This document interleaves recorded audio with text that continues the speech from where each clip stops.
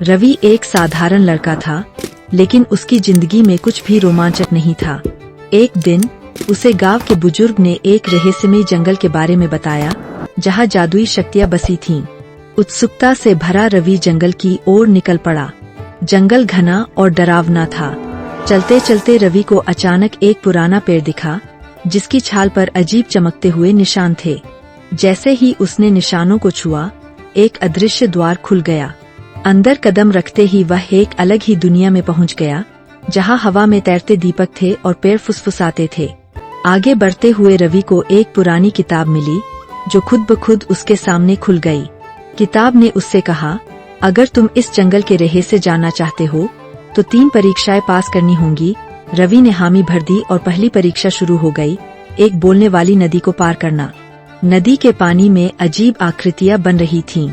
उसने कहा, अगर तुम मेरा नाम बता सकते हो, तो मैं तुम्हें पार करने दूंगी।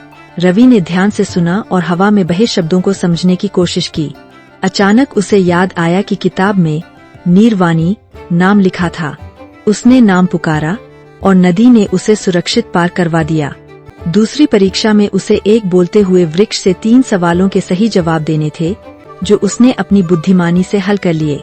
आखिरी परीक्षा में उसे अपने सबसे बड़े डर का सामना करना था। अचानक उसके सामने एक विशालकाय परछाई उभर आई, जो उसके भीतर के डर को दर्शा रही थी।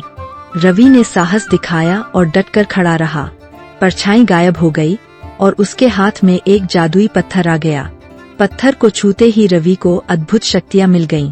अब वह पेड़ों से बातें कर सकता था, हवा को नियंत्रित कर सकता था और जादुई दुनिया में आ जा सकता था। जंगल के संरक्षक ने उसे आशीर्वाद दिया और कहा, अब तुम इस रहस्य के रक्षक हो। इसे अच्छे कामों के लिए इस्तेमाल करना। रवि गांव लौट आया, लेकिन अब वह सिर्फ साधारण लड़का नहीं था, बल्कि एक जादुई योद्धा बन चुका था। इस तरह की और भी जादुई कहानियां लाने की तो हमें कमेंट में बताइए। वीडियो पसंद आया हो तो इसे लाइक करें, शेयर करें और चैनल को सब्सक्राइब करना न भूलें।